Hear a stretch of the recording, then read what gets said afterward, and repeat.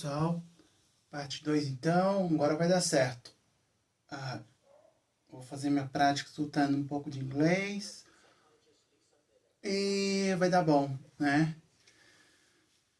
Esses dias aí, esses 2 dias foi um pouco bagunçado, mas foi bom, resolvi coisas importantes. Gratidão. E eu sei onde eu falei hoje. Sabe onde eu falei?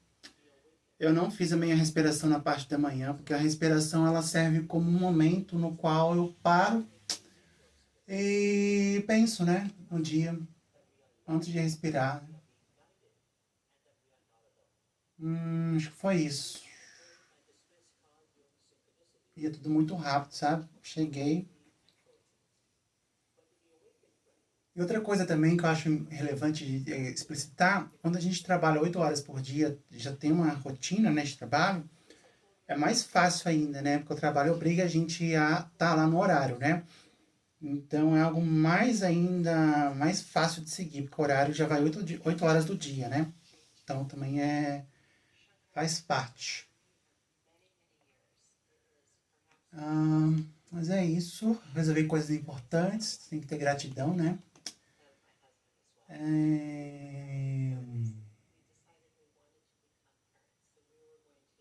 Tô mais calmo agora também.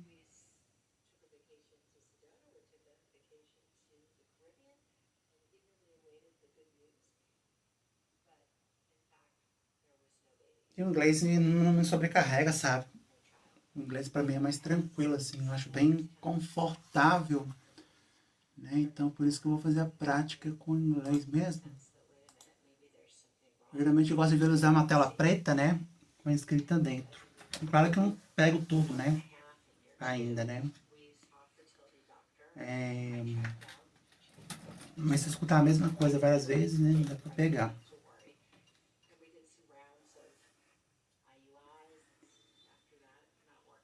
Uma pedrinha pra dar sorte.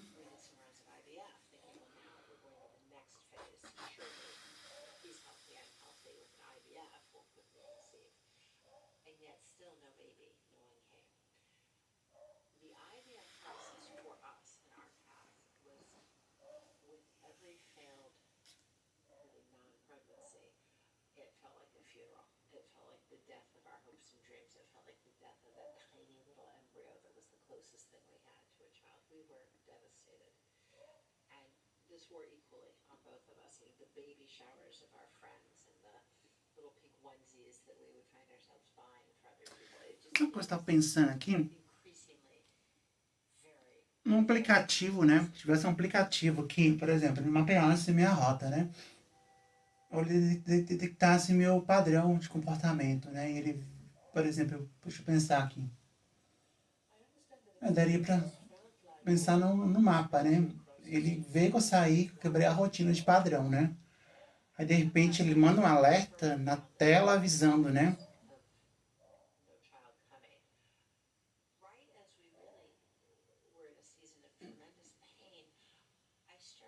Na verdade, teria que ser uma coisa assim, como posso dizer, fixar um horário. Não posso fixar um horário, né? Mas é como se fosse a primeira coisa do dia, independente de ter um C ou não, seria fazer tipo uma análise, né? Em relação à lista, né? O planejamento, onde você ajusta no dia, né? O problema é lembrar disso, né? Talvez botar um alarme, né? Não sei, tô pensando ainda. Talvez botar um alarme, por exemplo, né? Deixa eu pensar aqui. Talvez um alarme todos os dias. Por exemplo, você botar alarme 9, não, alarme 8. Não sei, ainda tô perdido ainda. Não sei como que eu vou estruturar isso, né?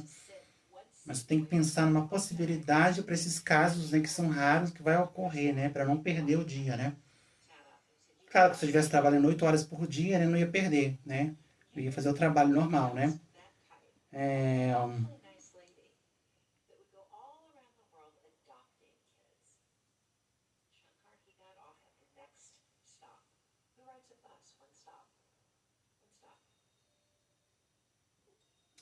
mas é isso, tá? Buenas.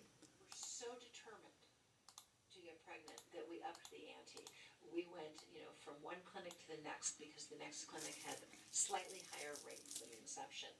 And after that, we went to one of the teams that had discovered in vitro, working with cellular animals. And we kept going up and up and up, if you will, the ladder of more sophisticated, higher rates of conception. And yet there was always a sense in my heart that for us, in our journey, on our path, we were in the wrong office.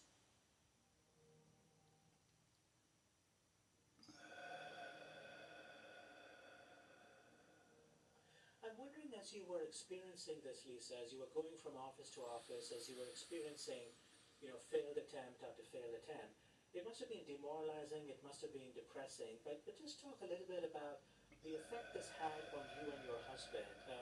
You must have asked yourself, why is this being denied to us, this thing that so many people have around the world? There are billions of human beings. Why is this gift being denied to us? Shankar, this was truly depressing, and it didn't make sense. A plus B plus C, he was healthy, I was healthy.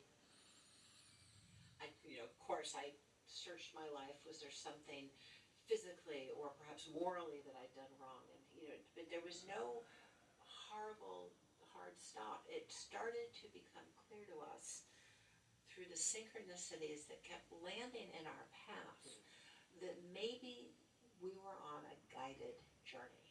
As tough and as painful and without light to see, we started to feel that we were held. For instance, after an in vitro, which was by the team of all teams who had invented in vitro, we were at a very top hospital in solidarity, my husband by my side on bed rest. And because it was only one night, we'd splurged for a very nice hotel.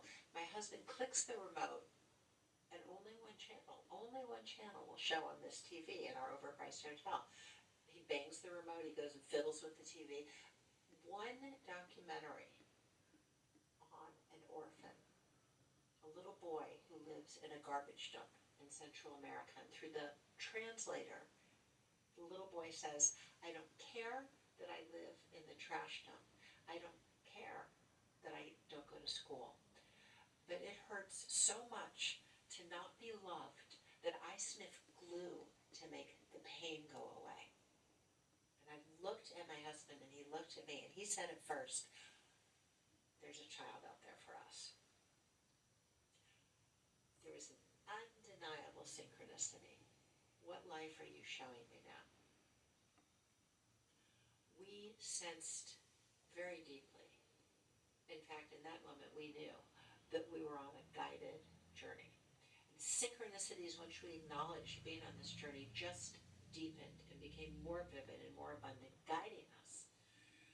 My mother called and said, listen, I just want you to know my neighbor, Margaret, she just adopted the most beautiful little boy from Russia. His name is John Joseph, and well, I just wanted you to know, honey, bye.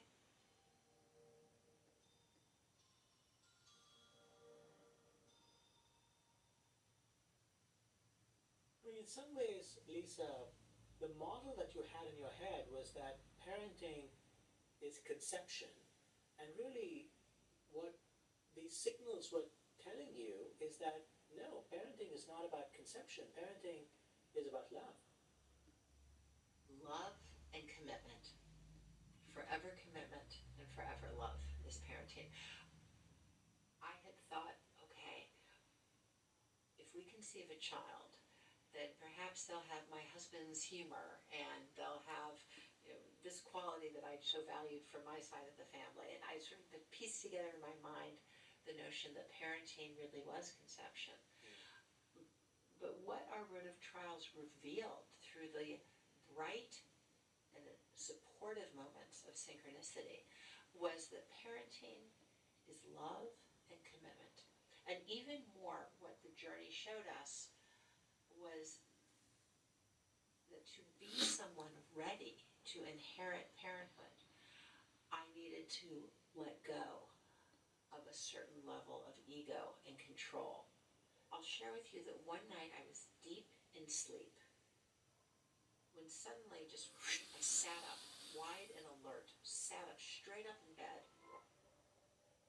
I very profound, very sacred presence moving towards me. Space opened up and there was a numinous opening, and a very clear question was asked. If you were pregnant now, would you adopt? In front of a presence so holy and so profound, not somber but very serious, one would only come clean. With a full heart I said, no, if I were pregnant now, I would not. And the presence was not judgmental, it just started to withdraw. Time and space closed in. It was an extraordinary experience. I looked over, and my husband was still out cold, totally asleep. Shankar, this presence let me know that there was something in our journey towards parenthood that had to do with becoming the type of person who was really a spiritual parent. We continued further down our path, more guidance, more synchronicities, guiding us towards adoption, confirming that the doctor's office was not for us the place to become parents. When after several more months the presence came back. If you were pregnant now, would you adopt? I said, I'm closer to the person who would say yes, but no.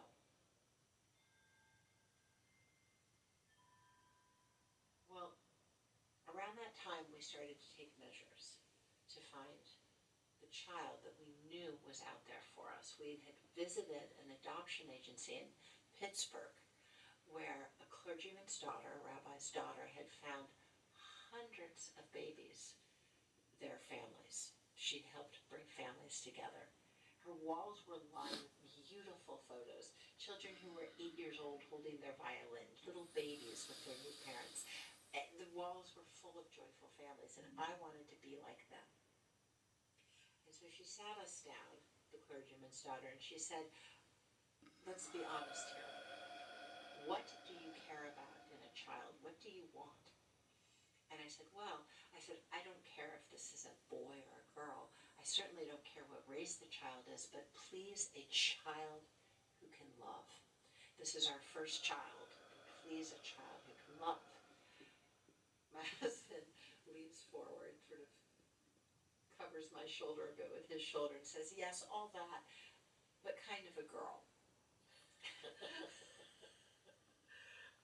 And then I lean over his shoulder, right, but both of us voicing our point of view. And I said, yes, but really foremost, a child who can love. We left her office with a sense of joy and hope. We'd seen these beautiful children from all over the world who joined their parents, all of the families who'd been formed through the clergyman's daughter. Well, around that time, I was working in my office at Columbia. A couple weeks passed, and I got a call from my older cousin. My name is Lisa Jane Miller, and Big Jane, my older cousin of about a decade, called to say, you know what, little cuz? I know you're sitting there in your office, running your numbers, studying spirituality, but if you really want to know spirituality, I think you need to get out of your office, get on a plane, and come out here to South Dakota to attend a healing ceremony. My good colleague, the chief of the Lakota, has said, I can bring you. And I know you've been looking for your child. I think this is another approach. I think you should come out here. I canceled all my appointments at Columbia. I got on a plane. I went up to South Dakota.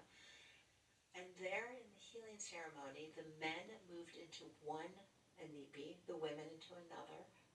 And in the women's inipi, the leader, who identified herself as the medicine man's wife, led us through a series of prayers. At one point, she asked us to go around the circle inside the inipi, each of us in turn to say why we had come to the healing ceremony. The first woman spoke. She said, I'm here because my son is 14. He's starting to smoke and use drugs, and I really worry about him. The next woman spoke. My son is 40. He's not coming home. I worry for the family. Around the circle, each woman had come that day to pray for her son. Until we got to my immediate left, Big Jane, my cousin, who spoke for me, which as a full-time talker, as a professor, was actually most welcome. This is my cousin, little Jane. She has come looking for her child. I'm wondering if we could help her find her child. All of the women looked me in the eye. For the first time, I knew I was in the right place. We then were led in a prayer that was to hold all of the prayers of the women, and whoosh, was sent up through the top of the Anipi. And at Shankar, we received a call that night. That night that the prayer had been sent up through the Anipi, that night we received a call to my phone machine in New York from the other side of the world.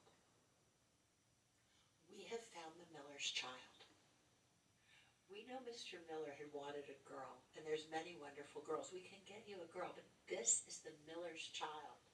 This is the Miller's child, and it is a son.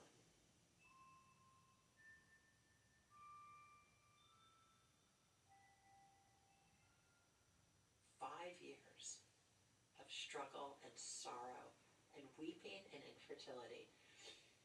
I couldn't wait to see his photo. I couldn't wait to see his video.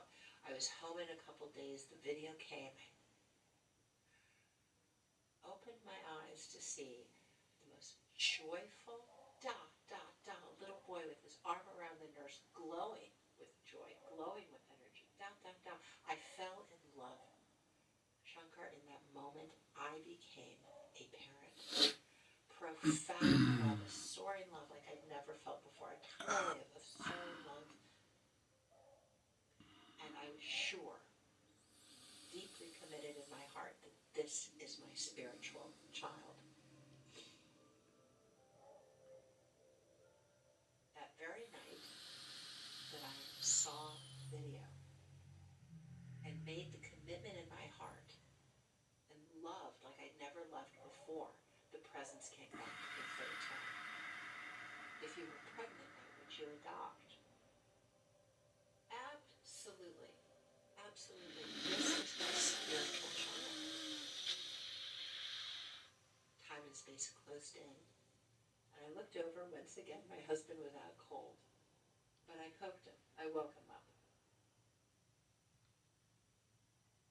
And that very night, 5 years of the best clinics in the United States, the very night that we had committed to adopt our boy from the other side of the world, a girl came to us through natural conception. Spiritual twins. That's extraordinary, Lisa. Well, to this day, I feel profoundly grateful for every bit. Foremost, of course, for Isaiah and Leah, the spiritual twins, and one more came down the road, Lila. I also feel grateful for the road of trials that wore away the illusions of ego and outcome and radical control and opened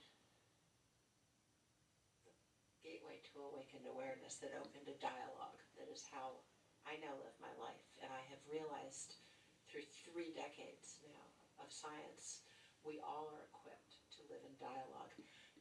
Had I simply said, my, what a coincidence, the orphan in the garbage dump, my, what a striking synchronicity, but we'll leave it at that, the fellow on the bus, wow, I wonder if this mystical experience is real. Interesting, but tucked it in the back drawer of my mind. Had I only treated awakened awareness as a spectator sport,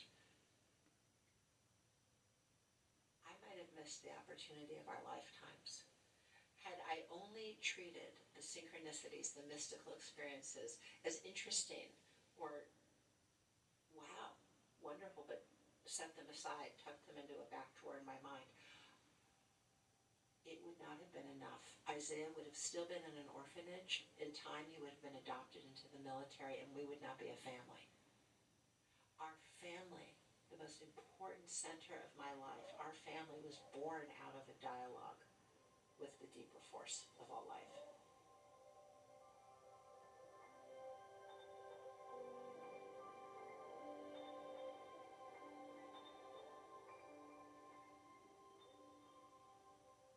Lisa says that people with well-developed spiritual lives are healthier, happier, and more connected to others.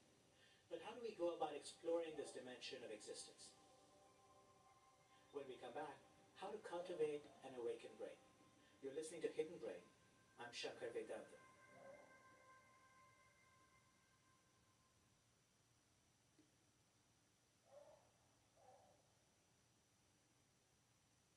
This is Hidden Brain. I'm Shankar Vedanta. Have you had experiences in your life when you felt helped or hindered by your own spirituality? If you have a personal story that you would be willing to share with the Hidden Brain audience, or a question or comment about this episode, please find a very quiet room and record a voice memo on your phone. 2 or 3 minutes is plenty. Email the file to us at feedback@hiddenbrain.org using the subject line spiritual. Again, that's feedback@hiddenbrain.org. Lisa Miller is a psychologist at Teachers College, Columbia University. She's the author of The Awakened Brain, The New Science of Spirituality, and Our Quest for an Inspired Life. Lisa, you say that one way we can strengthen our awakened awareness is by engaging regularly in spiritual disciplines. What are some of these disciplines and how do they affect us? Prayer, meditation, right action. Our spiritual practices can be held within the embrace of our faith tradition or held by multiple faith traditions, or our spiritual life can be outside of religion. But whether or not we are religious, spiritual practice literally builds the muscle, if you will, strengthens the cortex of the awakened brain. You argue that in order to do this, you actually have to build a regular practice. So this is a little bit like going to the gym. You can't just do it a day or two and say, okay, I've checked the box now. When we looked at people who said, yes, I'm spiritual, but only said it on one day, we happened to have only asked them one day, we did not see neural correlates. We did not see a stronger cortex in people who on any given day raise their hand and say, yes, spirituality is important to me. It's when pouquinho de formigamento, dá uma só um pouquinho, só vou esticar um pouquinho aqui que tá formigando, já volto para minha posição inicial. That we saw a thicker cortex processing power across the regions of the awakened brain. In other words, it is sustained spiritual life that seems to go hand in hand with the deepening of our awakened awareness. It becomes a new normal. Through prayer, through meditation, we access the deeper nature of life, and our capacity to perceive into the sacred reality becomes a new normal, becomes a new set point. In fact, Shankar, together with my colleagues in the medical school, Myrna Weissman and her team, we looked at people who struggled with severe depression and those who did not, and all of their children and grandchildren over 40 years. Myrna Weissman generously shared her 40-year longitudinal 3-generation data set through which we could follow people over the course of their life, those who were at high risk for depression and those who were at low risk for depression. And what we found was that in the course of life, many of us faced periods of despair, suffering, major depression. If in these moments of great despair, we start to ask the deep existential questions, what is the meaning of my life? What will be my spiritual footprint? What is the nature of reality? So not just what is meaning and purpose, but ultimate meaning, sacred purpose. Who am I, and what is the world in the relationship to the source O nariz está um itself pouco of life? entupido, mas vou fazer um pouco de respiração. Essa prática que eu fiz hoje me relaxou bastante. Fiz pouca respiração, mas foi muito bom. Outra pessoa, né? Muito bom. Our brain is built so that in moments of despair we are potentiated to widen the aperture spiritually. In my collaboration with Myrna Weissman and her team, we found that those people who have a very strong spirituality today are 2.5 times more likely to have gotten there through the road of trials, through a major depression. In other words, people who say, yes, I turn to God for guidance. I have a very strong relationship, a lived, felt relationship with my higher power, the universe, are 250% more likely in the past 10 years to have come through a major depression. A spiritual response to suffering, once formed, becomes the new way to lean into life. It becomes the go-to way to look into the deeper nature of life. Betrayal, disappointment, loss. What life are you showing me now? How can I love more deeply? A spiritual response to suffering. The red door I wanted so much is stuck. It's slammed shut and I can't go where I've always wanted to go, or I wanted my child to go. But hey, look over there. There is a wide open, I didn't even know they existed, yellow door. A yellow door that has a new career, a new community, a new partner, beyond what I even knew existed. This is a dialogue, a lived dialogue with life that takes us out of the finite, achieving mind and into the awakened mind.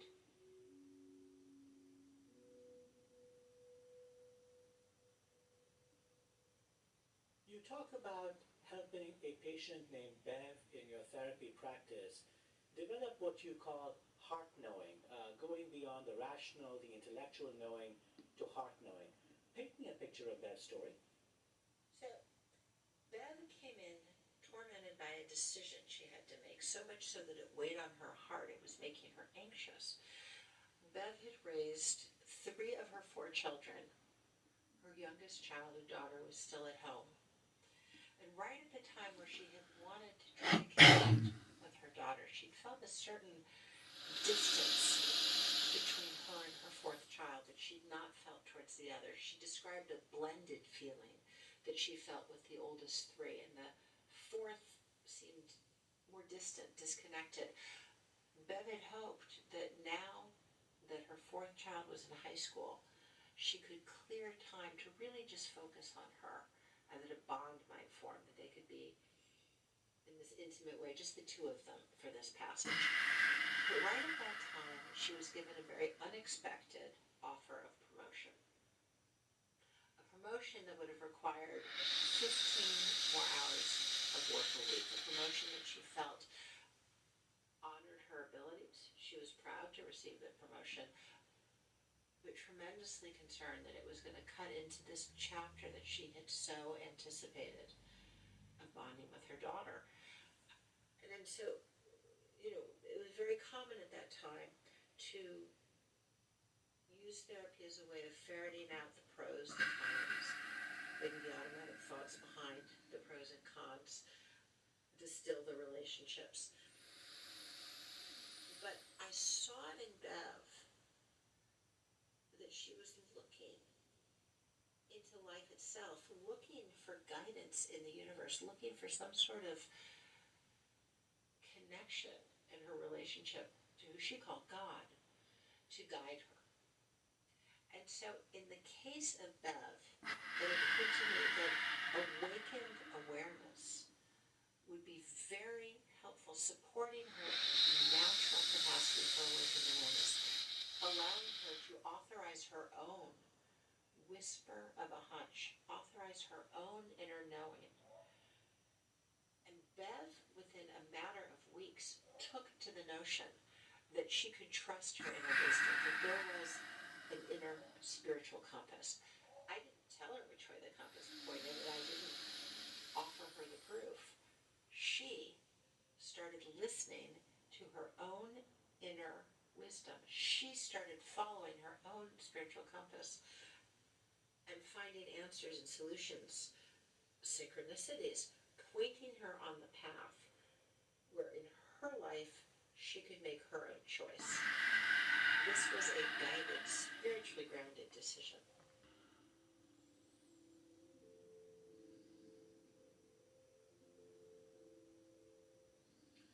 you say that in addition to personal practices, we can also engage in shared rituals and community practices.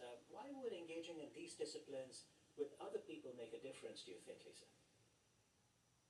Shankar, there's marvelous research that shows that when we pray or meditate in a community, we effectively, as an antenna, help hold presence for one another. So certainly we can pray or meditate alone and have a deep transcendent connection.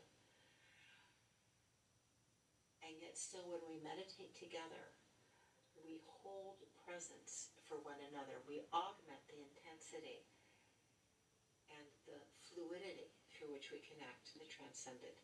My very wonderful colleague, Dr. Andy Newberg, showed that if 9 people are in a state of prayer and the 10th person walks in the door and sits down, they more rapidly move into a state of transcendence as measured by the rapidity with which their mirror neurons come up online, which means we literally hold presence for one another.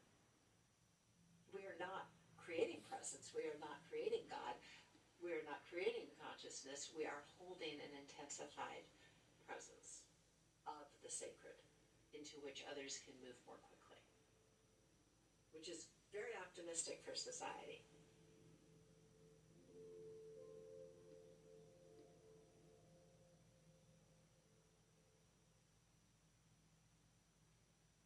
So most of us turn to the language of pathology to describe the effects of crises and setbacks in our lives. We talk about trauma and depression or anxiety or dysregulation.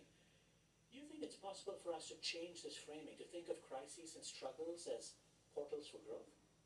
When we look at the data, whether it's long-term clinical course studies, epidemiological high-risk studies, MRI studies, through multiple lenses, Shankar, we see the same laser beam of truth, which is depression potentiates spiritual growth.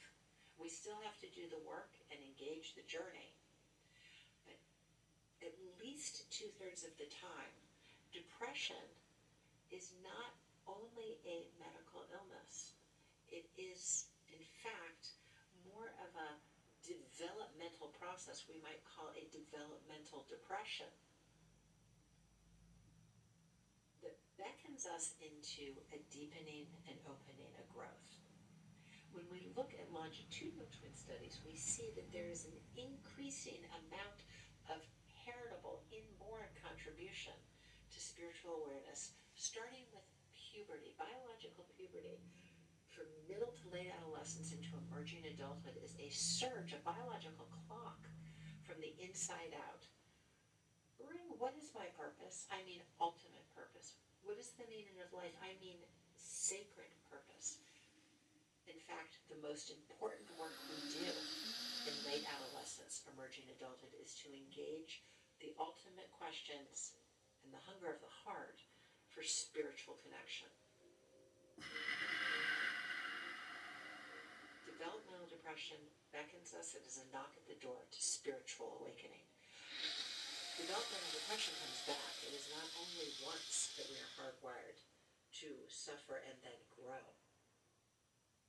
At midlife, we of course have cultural names: sophomore slump, midlife crisis. At midlife, we again have an expansion in our spiritual capacity. And in fact, long-term clinical course studies showed us that those people who were the most spiritually engaged at midlife actually hunger and struggle the most. Because as our spiritual capacity once again grows at midlife, the more spiritually engaged we are, the more we feel the existential longing. Perhaps no longer what is my meaning and purpose, but now am I living? Am I walking the walk of my meaning and purpose? The third developmental bridge is that of the ascension to elderhood. Developmental depression, once again, that can open into an expanded spiritual awareness. Emerging adulthood, midlife, and the ascension to elderhood are 3 hardwired bridges of spiritual growth, which usually kick off with existential struggle develop mental depression. This means that I'm Muito not bom. against medication, Satisfeito. but Muito boa a medication prática. alone is Deu bom. insufficient to do the Bem profound relaxado. foundational work of spiritual growth that is a setup for a much more inspired life. Outra vibe. Dialogue. Em vez de focar em reclamar, né? Que eu não fiz nada no dia, na verdade eu fiz, né? Só que foi bagunçado. Foquei nas coisas boas, né? Faz parte. Massa. Consegui dar uma relaxada. Top.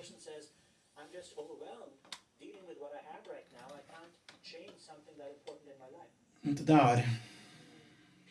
You know, Shankar, very often people are relieved when you ask them about their spiritual life. We asked hundreds of high school students to tell us about a spiritual experience, and nearly half of our high school students said, wow, I always thought something was going on, but no one ever talked about it. In a clinical setting, Tá fechando então, dia 17, shot. Dia 17, dia 38.